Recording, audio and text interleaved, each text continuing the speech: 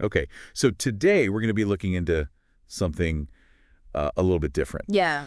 We're going to be asking the question, can anything truly cheat death? Mm-hmm. And we're going to be looking at two unlikely candidates to answer that question, the tardigrade, or water bear, Okay. and planarian flatworm. It might sound like the start of a bad joke, Yeah. but these creatures are actually the subject of serious scientific research, and they actually pose some really interesting challenges to our understanding of life and death. You know, when I first saw these sources, Yeah. I have to admit, I thought someone was pulling my leg. You know, Right. like microscopic immortal creatures, that sounds like a pitch for some kind of low-budget sci-fi movie. Yeah. Yeah. But then I started digging into the actual science. And that's where it gets really, really interesting. Yeah. We're going to be dissecting this presentation that unpacks the biology and the research surrounding these creatures, and trust me, you're going to be questioning everything you thought you knew about mortality by the end of this deep dive. Right, so let's start with the tardigrade, this microscopic eight-legged animal. Mm-hmm. The presentation describes them as having digestive systems, distinct sexes. They're surprisingly complex for their size. Yeah, and they're everywhere, too. Oh, really? I mean, we're talking everywhere, like from the deepest ocean trenches to the tops of mountains, even deserts. Wow. It was really this ubiquity that first clued scientists into their incredible resilience. It's like they took the phrase adapt or die and just threw it out the window. Exactly. And adapt doesn't even begin to cover it. I mean, these things can survive temperatures from near absolute zero. Wow. Negative 273 degrees Celsius, all the way up to a scorching 151 degrees Celsius. Oh my gosh, I can't even handle the slight breeze without grabbing a jacket 151 degrees, forget about it. Right, and that's just the tip of the iceberg. They can also withstand pressures 75,000 times that of Earth's atmosphere, What? which for context is like the weight of the Eiffel Tower concentrated on the tip of your finger. Okay, now that's just showing off. But wait, there's more, right? Oh, yeah. Didn't they also survive something crazy like radiation exposure? Oh, yeah, for sure. They're about 1,000 times more resistant to radiation than humans, Wow. which means that they could probably thrive in places like Chernobyl.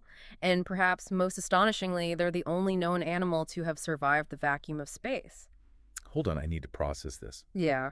They survived open space, Uh-huh. not just tucked away in a spaceship, Uh-huh. but actually exposed to the vacuum. Yeah, in one experiment, they had a 68% survival rate Wow. after being launched into the vacuum of space. That's incredible. Mind-boggling. So what's the secret to their apparent invincibility? Are they wearing tiny little spacesuits that we just can't see? Well, it's all thanks to this process called cryptobiosis. Okay. Essentially, when conditions get harsh, these tiny creatures hit the pause button on life. Mm-hmm. They expel all the water and air from their bodies. Their metabolism grinds to a halt, and they basically become these indestructible little specks. So like biological timeout. Yeah. That's brilliant. And what's even more fascinating is that all it takes is a single drop of water to bring them back to life. Wow. They rehydrate their systems, reboot, and it's like nothing ever happened. This raises so many questions like, could we induce a similar state in humans? Right. Imagine the possibilities for space travel or even pausing the aging process. Yeah, it's a very tantalizing idea, isn't it? Yeah. But it also begs the question, how do we even define death in a tardigrade? I mean, a tardigrade in cryptobiosis looks exactly the same as a dead one. You're blurring the lines between life and death here. It's like asking, is the tardigrade sleeping or is it taking a very, very long nap? Right. Hmm. It's a question that challenges our fundamental assumptions about biology. Yeah. But speaking of defying expectations, let's move on to our next guest star, the planarian flatworm. But speaking of defying expectations, let's move on to our next guest star, the planarian flatworm. Okay, so we've got these tiny worms, typically just a couple centimeters long. Right. The presentation mentions they live in water, and they have these adorable little eye spots. Even though they can barely see, it's like they're all about feeling their way through the world. That's right. Their vision isn't their strong suit, but what they lack in eyesight, they more than make up for in their ability to regenerate. Okay. And I'm not talking about just healing a wound. Right. I'm talking about full-blown body part replacement. Wait, back up a second. How extreme are we talking here? Like, if I accidentally stepped on one, would I suddenly have two flatworms to deal with? It's even wilder than that. Imagine losing a tail and simply growing a new one, or losing your head. Yeah. And growing a new one with the old head going on to grow a new body. Hold on. Did you just say the old head grows a new body? Yep. It's like something out of a Greek myth, but on a microscopic scale. And experiments have shown that a single flatworm can be sliced into hundreds of pieces, with each piece regenerating into a completely new individual. So are we talking immortality here? Well, not exactly forever. Okay. But they do have a couple of tricks up their sleeve when it comes to avoiding death. When a planarian gets too old, it essentially splits itself in two. Wow. Creating clones that start their lifespan anew. So they clone themselves to avoid dying of old age. That's like nature's ultimate life hack. And if that wasn't enough, they can also reproduce sexually laying eggs that develop into new worms, plus they're hermaphrodites. Oh, wow. Meaning each worm has both male and female reproductive organs, so finding a mate is never an issue. Wow. These flatworms are really playing the game of life on easy mode. But the presentation did mention that even these masters of survival have their weaknesses. Right. Of course, while their regenerative abilities are remarkable, they're not invincible. Right. Physical trauma, like being crushed, can kill them. Right. They're also vulnerable to toxins and harsh environments. Right. Even Superman has his kryptonite. The presentation also mentioned something a little unsettling about their digestion process. Something about them dissolving themselves. Ah, yes. The digestive fluids dilemma, if you cut a planarian while it's digesting food, its own digestive enzymes can essentially turn on it and dissolve it from the inside out. Okay, that's officially the most disturbing thing I've learned all week. Note to self, never get in a fight with a hungry planarian. But aside from being vulnerable to their own lunch, are there other ways to disrupt their regeneration? Well, they seem to be more susceptible to dying when cut lengthwise rather than across their body. But the most fascinating vulnerability, in my opinion, relates to their memories. Wait, what memories you're telling me? These little worms with barely functional eyes have memories to lose. It certainly seems that way, and that's where things take a turn for the truly bizarre. You see, when a planarian is cut and regenerates each new piece, not only inherits the original's DNA, but also seems to retain some of its memories. Hold on, are you suggesting that memories are somehow physically copied along with the body parts, like some sort of biological Xerox machine? That's the million-dollar question the presentation describes, experiments where planarians were trained to associate light with food. Okay. And even after being cut and regenerating the new worms, retained this learned behavior. So it wasn't just a reflex, they actually remembered the training.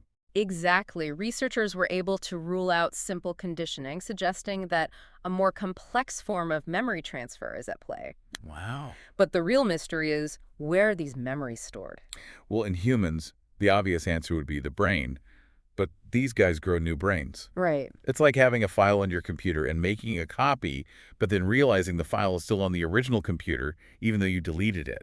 It's a real head-scratcher, isn't it? Yeah. The fact that memory survives even when the brain is completely regenerated suggests that maybe, just maybe, our understanding of memory is completely wrong. So if it's not just the brain, where are these memories hiding? Are we talking about some kind of biological cloud storage we haven't discovered yet? Well, one intriguing theory is that memory could be stored in genes, which would help to explain how these learned behaviors are passed down through regeneration. Wait, genes as memory banks? Yeah. That's like saying our DNA is a tiny flash drive carrying the experiences of our ancestors.